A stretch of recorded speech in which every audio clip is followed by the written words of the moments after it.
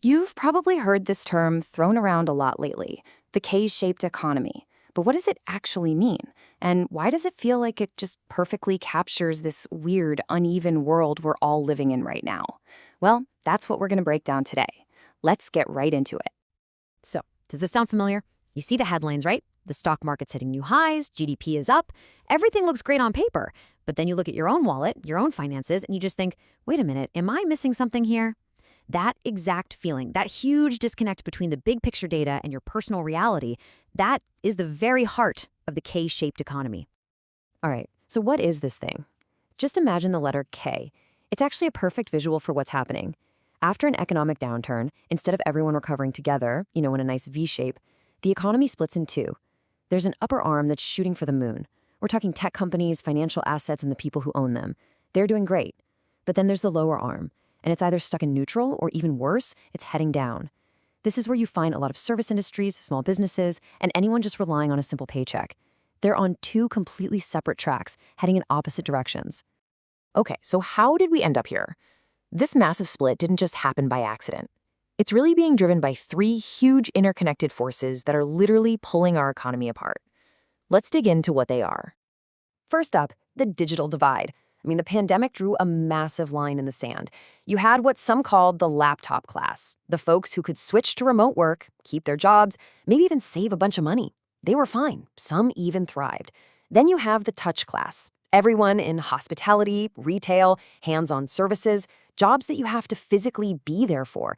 They faced layoffs, health risks, and just a world of uncertainty. That digital split, it quickly became a huge economic chasm.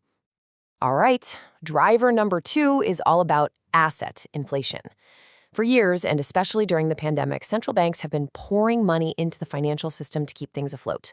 But here's the thing, that money doesn't go everywhere equally. It tends to flow right into the markets, pumping up the value of stocks and real estate. So if you're someone who already owns those assets, congratulations, you got a massive wealth boost without really doing anything. But if you don't, well, you're stuck on the sidelines, watching everything from houses to retirement get more and more expensive. And that leads right into our third point. Inflation isn't a one-size-fits-all problem, not even close. When the price of essentials go up, we're talking groceries, gas, rent. It hits way, way harder if you're on a tight budget. For lower-income families, that's a huge chunk of their take-home pay just gone. Meanwhile, wealthier folks might barely notice, or they're appreciating assets more than make up for it. So while one group is just absorbing the costs, the other is getting its purchasing power absolutely hammered. So this isn't just some abstract economic theory, right? It's happening for real, all over the world. Let's take a look at a few snapshots to see how this K-shape is playing out in three very different, very important economies. First, let's head to the US, where you can see this split so clearly in how people are spending their money. On the upper arm of the K, you've got the top 20% of earners. Their stock portfolios are doing well, so they're buying luxury goods, booking fancy trips. Spending is strong. But on the lower arm, it's a totally different story.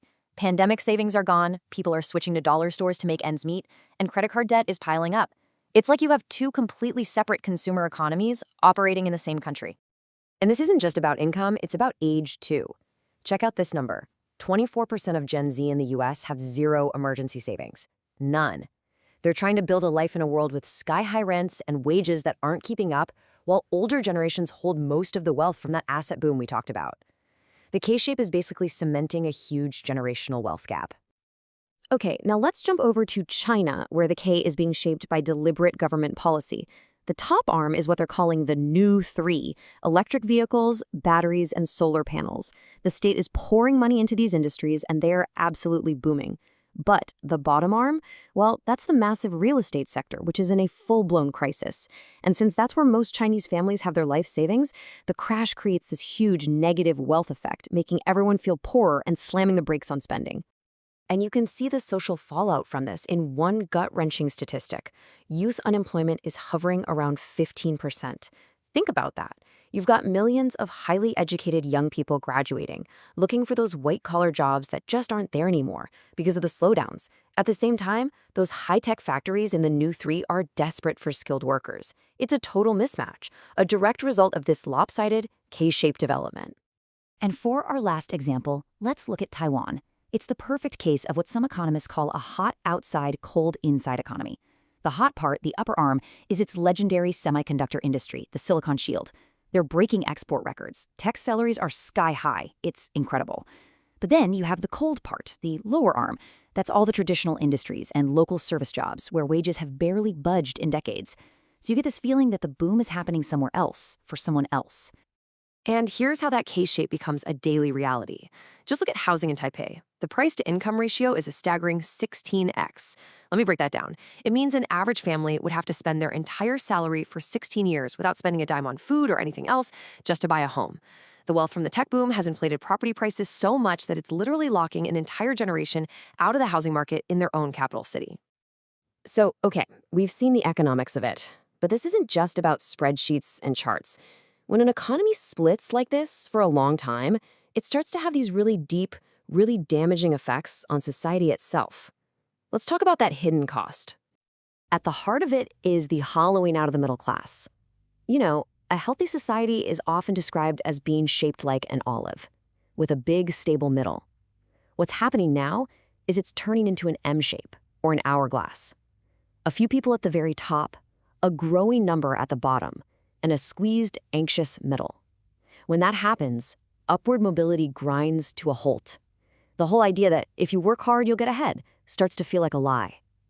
And that's when the social fabric really starts to tear. And of course, that anxiety doesn't just stay in people's bank accounts. It spills over into politics. When huge groups of people feel like the game is rigged against them, that they're being left behind no matter what they do, they stop trusting the system. They stop trusting institutions. And that opens the door for political polarization and extremism as people start looking for anyone who promises to burn it all down. So where does this leave us? Is this just the way things are now? As we look ahead, there's one massive force on the horizon that could either make this K-shape a permanent fixture, or maybe, just maybe, change the game entirely. I'm talking, of course, about AI. This is the question of our time, really. Is AI going to be the great equalizer? A tool that boosts productivity for everyone and creates new kinds of jobs we can't even imagine yet? Or is it going to be the ultimate wedge, automating even high-skilled jobs and concentrating wealth and power in the hands of the few who own the technology, making that K-shape even sharper and more brutal? And it's not just AI. We've got a perfect storm of challenges brewing. Geopolitical tensions are redrawing the map of global trade, creating new winners and losers. We're in a world with higher interest rates, which is great for big corporations with tons of cash, but absolutely brutal for small businesses trying to get a loan. Each one of these trends, on its own, threatens to widen the K. Together, it's a massive challenge. So here's the bottom line. The old promise that a rising tide lifts all boats, it feels broken. We can't just assume that a growing GDP means everyone is doing better. It's clear that's not what's happening. The defining challenge of our generation isn't just about making the economic pie bigger. It's about changing the very shape of growth itself. It's about figuring out how to flatten that K to make sure that prosperity is something we all get to share in. And that's the question we all need to be thinking about.